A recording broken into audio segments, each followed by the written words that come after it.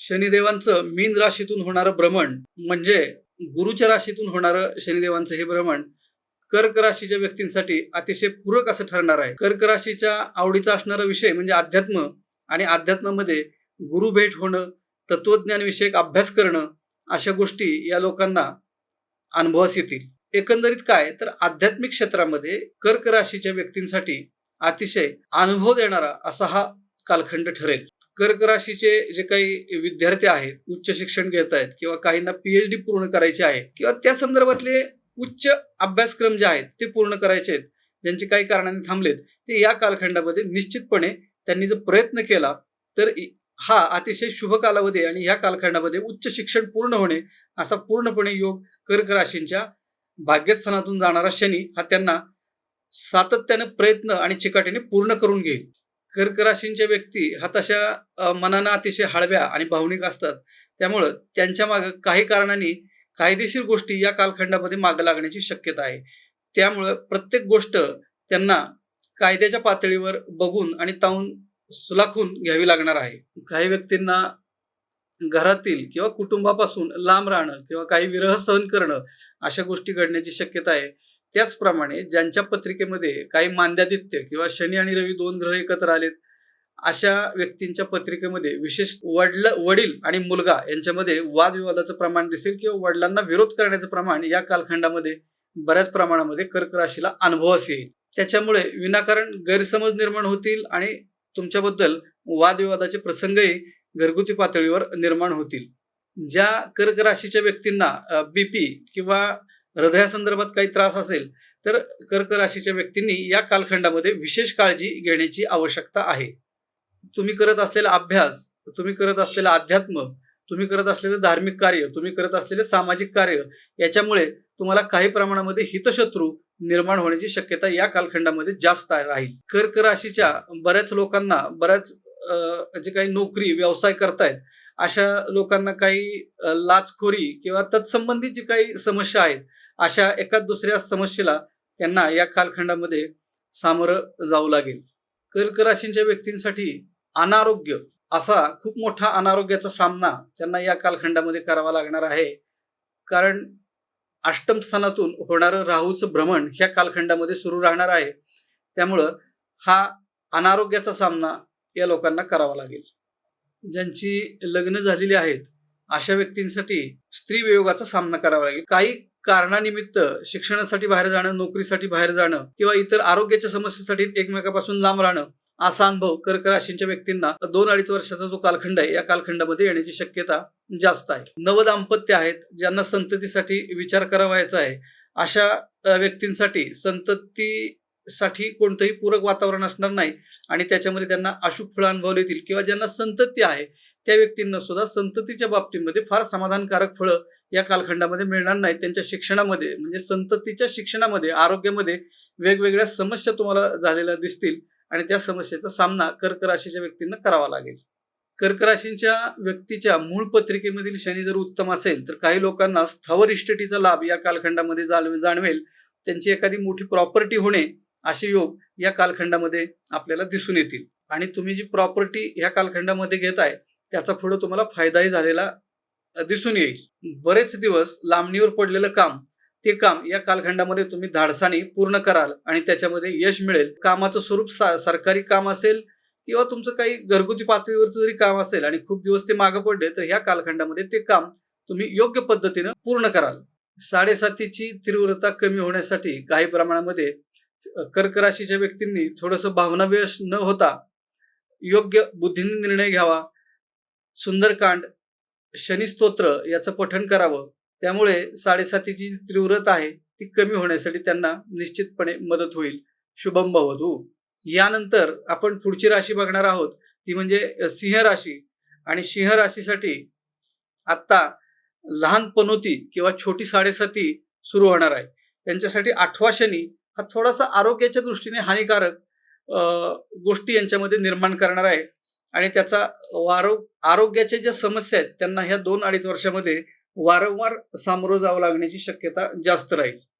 सिंह राशीचा स्वभाव बघता थोडासा कडक आणि स्पष्ट वक्ता इगोस्टिक असणारा स्वभाव या कालखंडामध्ये या स्वभावामुळे त्यांनी जोडलेली माणसं, मित्र, नातेवाईक यांच्यापासून बऱ्याच प्रमाणामध्ये आपल्याला दुरावलेली दिसतील. मागील काही कालखंडामध्ये चुकीच्या पद्धतीने घेतलेले आर्थिक निर्णय याचा परिणाम ह्या 2-2.5 वर्षामध्ये विशेष करून तुम्हाला जाणवणार आहे आणि त्यासाठी तुम्हाला तयारही राहावं लागेल. एखादं संकट निर्माण होईल आणि त्यामुळे तुम्हाला अपमानित होण्याचा, घरी आणि बाहेर अपमानित होण्याचा एखादा प्रसंग या कालखंडामध्ये उद्भवू शकतो. सिंह राशींसाठी आरोग्याचे प्रश्न काही प्रमाणामध्ये तयार होतील. याच्यामध्ये संधिवात, तळपायाशी संबंधित काही दुखणी अशा पद्धतीचे आजार ह्यांना या कालखंडामध्ये वारंवार जाणवतील. याच कालखंडामध्ये तुम्ही न केलेलं पण चुकीचं अशा पद्धतीचा कामाचा एखादा रोष किंवा दोष तुमच्यावरती येईल आणि तुम्हाला त्या रोषासाठी थोडंसं मन शांत ठेवून सामोरं जावं लागेल. या बाबतीत विशेषतः तरुण मुलांच्या बाबतीत अशा गोष्टी घडण्याची शक्यता जास्त राहील आणि त्यांनी सतर्क राहणं आवश्यक राहील. पती किंवा पत्नी म्हणजे आपल्या जोडीदाराच्या आरोग्याच्या बाबतीमध्ये तुम्हाला काळजी वाटू लागेल किंवा ती काळजी घ्यावी लागेल. छोट्या मोठ्या एखाद्या आरोग्यविषयक समस्येला सामोरं जावं लागेल.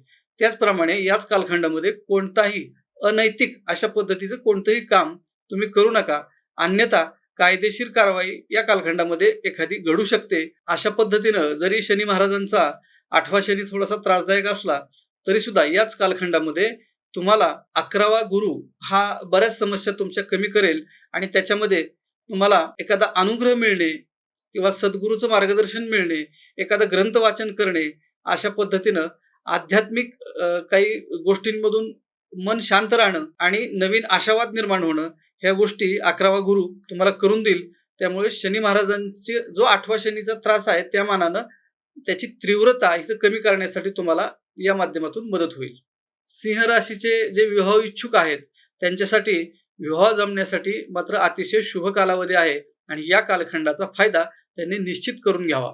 जो प्रामाणिकपणाचा पैसा आहे तो बरेच दिवस तुमचा बाहेर अडकून पडलेला आहे आणि तो पैसा या कालखंडामध्ये उभा राहील किंवा समोरून ती देणी तुमची पूर्णपणे तुमच्या हाती येतील. त्या माध्यमातून तुम्हाला एक नवीन आशावाद निर्माण होईल. सिंह राशीच्या व्यक्तींसाठी आपण एक इथं विशेष सल्ला देऊ इच्छितो.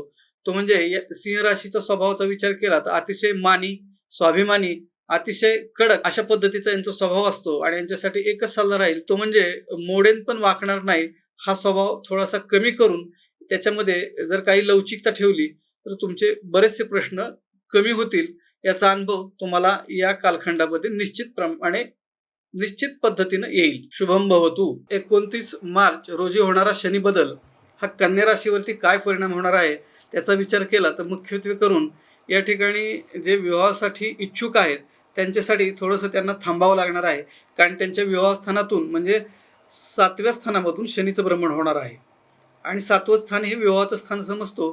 त्यांच्यासाठी विवाहातील अडचणी वाढणं किंवा विवाह लवकर न जमणं, विवाहासाठी सातत्यानं काहीतरी अडचणी निर्माण होणं अशा गोष्टींचा सामना विवाह इच्छुक उमेदवार जे आहेत त्यांना या गोष्टींचा सामना किंवा त्यांच्या पालकांना सुद्धा या गोष्टींचा सामना करावा लागणार आहे. ज्यांचं लग्न अगोदरच झालेलं आहे त्यांना काही प्रमाणामध्ये वादविवादाचे प्रसंग त्यांच्यामध्ये येतील. पती पत्नींमध्ये काही प्रमाणामध्ये वादविवाद निर्माण होतील. एकमेकांपासून लांब राहण्याचा योग या कालखंडामध्ये येऊ शकतो. कामानिमित्त दूर राहणे, आरोग्याच्या काही समस्या त्याच्यामध्ये वातविकार याचं प्रमाण बऱ्याच लोकांना जाणवेल. आजारपण जाणवेल, आजारपणाची भीती किंवा पोटासंदर्भातले काही आजार कन्या राशीच्या व्यक्तींना विशेष करून जाणवतील. जे भूमिपुत्र आहेत, शेती करणारे आहेत, शेतकरी आहेत यांच्यासाठी अतिशय उत्तम असा हा कालखंड म्हणता येईल की जेणेकरून शेतीमध्ये काही नवीन किंवा आधुनिक गोष्टी ते आणतील